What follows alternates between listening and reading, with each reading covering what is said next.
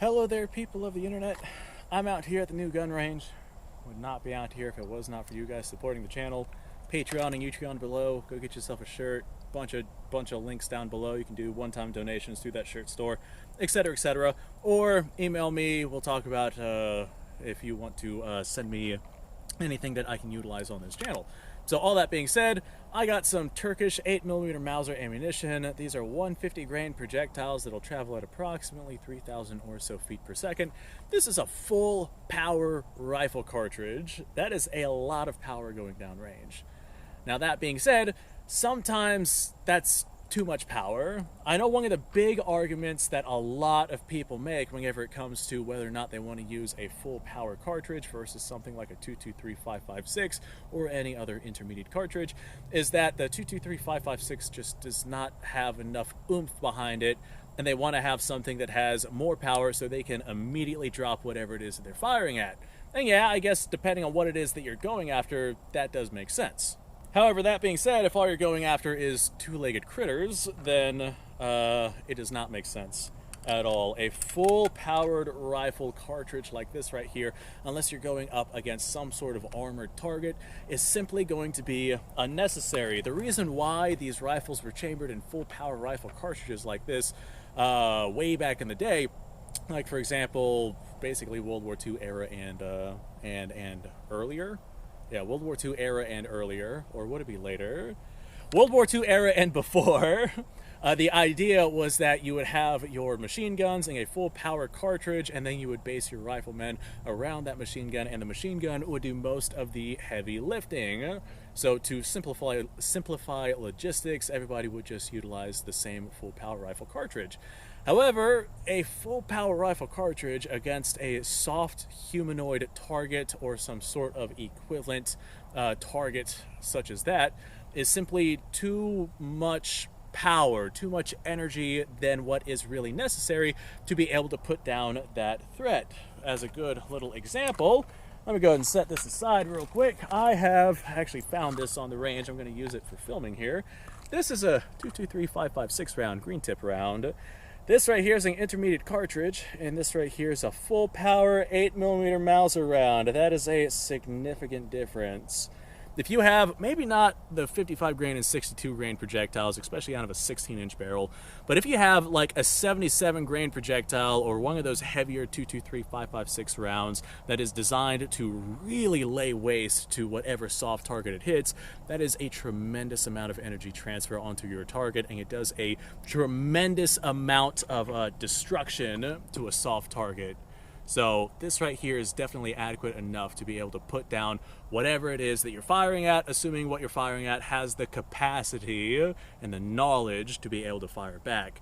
Something like this right here, the big problem with full power rifle cartridges like this right here, especially if we're talking full metal jackets, is that there's not a whole lot of energy transfer whenever this round smacks onto its target. I have shot many soft targets in my time, and if we're using a full metal jacket round, it'll pretty much just poke a hole through that target, and you won't see much of an explosion or anything like that. Like if I'm shooting a water jug or something like that, I'll use soft point rounds because that increases the surface area, thus increasing the amount of energy transfer onto your target, and that's where you get the dramatic big pop from whatever it is that you're shooting at.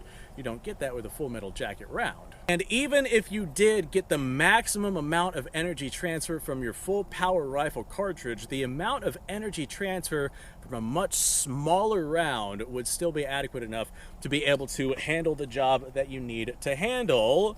Let's go ahead and send a couple of full power rifle cartridges downrange here. These are 8mm Mauser rounds. These are the 150 grain projectiles. And I don't really have anything in particular that I'm shooting at out here. I've just kind of been mag dumping into the garbage and watching stuff fly around. So let's hit something with a full power rifle round and watch it fly into the air. Oh, never mind. I guess we're not going to do anything because that right there is probably going to be a dud round. Oh, that fired. Wow, that is a lot of energy transfer. Let's send this thing flying. Well, that didn't really fly, but that's still a lot of energy transfer down on target. That's a lot, way more than what is necessary to actually dispatch of whatever it is that you're trying to hit. Let me give you an example of this right here. This right here is .22 long rifle, and I will be firing it out of a full-length rifle. We should get approximately 1,200 or so feet per second out of these cartridges. 40 grain projectile traveling at 1,200 feet per second is not exactly a powerhouse of a cartridge, but boy oh boy, you hit somebody in the right spot with this, and this is going to put them in the dirt just as fast as, say, the 30-06 would, simply because you don't need a whole lot of energy transfer onto your target in order to put something down, especially if you hit them in the right spot.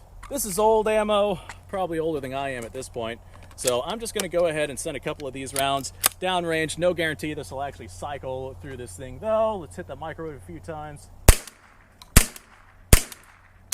Oh, there we go. There's a failure to cycle. These right here are, they have like different powers behind them, different levels of energy behind them. Oh, I dropped a round. You get to go in the pocket and get fired later. So as a result, some of these just have more power and more velocity than others.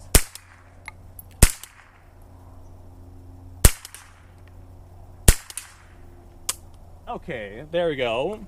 That there is powerful enough to be able to handle things, especially at close ranges. There's a mailbox out there about 100 yards away. Those last few rounds that I was shooting, I was hitting that mailbox out there.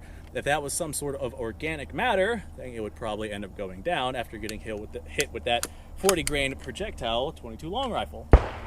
And it's not even a matter of the amount of energy necessary to be able to put down whatever target it is that you're going after. Sometimes too much power is a bad thing, especially depending on location. Like if I were living in an apartment complex and this right here was my rifle, this is a 7.5 Swiss, about the same power and velocity and whatnot as a 308. That's why I picked this, because most people can imagine the power of a 308. But if I were to pick this right here as my rifle for home defense, that is a rifle that will have significant over penetration onto its target. And if we are in a crowded city or an apartment complex or something like that, you really risk hitting somebody with over penetration if you decide to use something like this for defensive purposes. This is a straight pull rifle. Let me pull this mag out so I can actually do some straight pulling with this thing. If you go out, bang, bang, bang, and you use this right here for home defense, those 150-ish grain projectiles are going to go through a lot of walls and floors before they decide to stop, because this is a full powered rifle. However, if you get yourself a 5.56, especially one that is not steel core, like do not use the green tip steel core rounds, because those will definitely over penetrate. But if you get yourself like some what do they call them, like it's a fragmenting round, it's designed to fragment whenever it makes impact with an object. If you get yourself some fragmenting rounds, I can't quite remember what they're called, fragmenting rounds to where you don't have to deal with over penetration with your 5.56 round, then that will definitely do great. You'll have great strides in trying to avoid that over penetration, although you still will likely have some sort of over penetration with this round. If you are in a really confined space, then maybe you'll need some sort of smaller round. I know 9mm is a really common handgun and PCC round here in the United States, because it is a really good round to be able to put quite a bit of energy transfer onto your target, especially using proper defensive ammunition. But you won't have to deal with a whole lot of over penetration, because all that energy will be transferred onto your target, and you won't have this tremendous amount of excess energy that goes through the target and then through the wall and then through the floor, then through the neighbor's wall, through the neighbor's dog, through their car, etc., etc.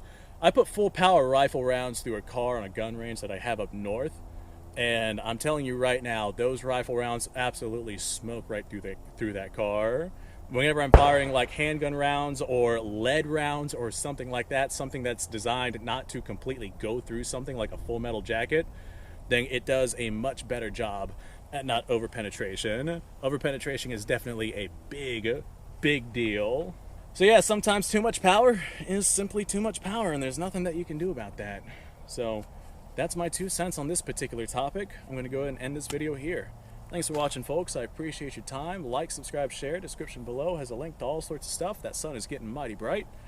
I can't remember where I was at with the outro, so I'm just going to say, you guys go off, have yourself a fantastic day, and we'll see you guys in the next episode.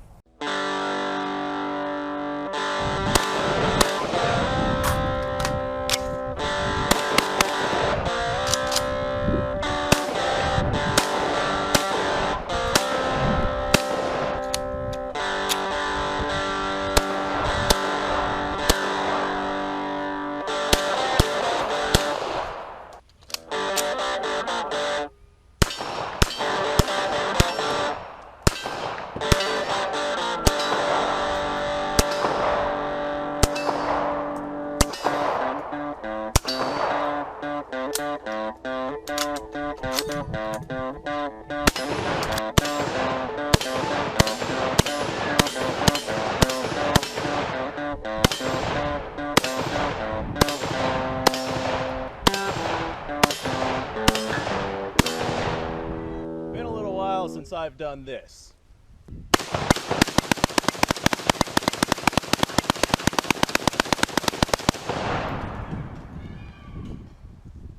Bonnie and Clyde be damned. The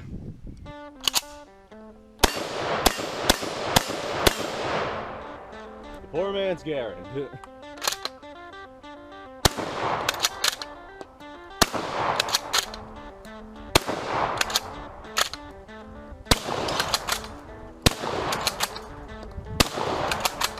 It's a shame that bolt-action shotguns aren't more mainstream.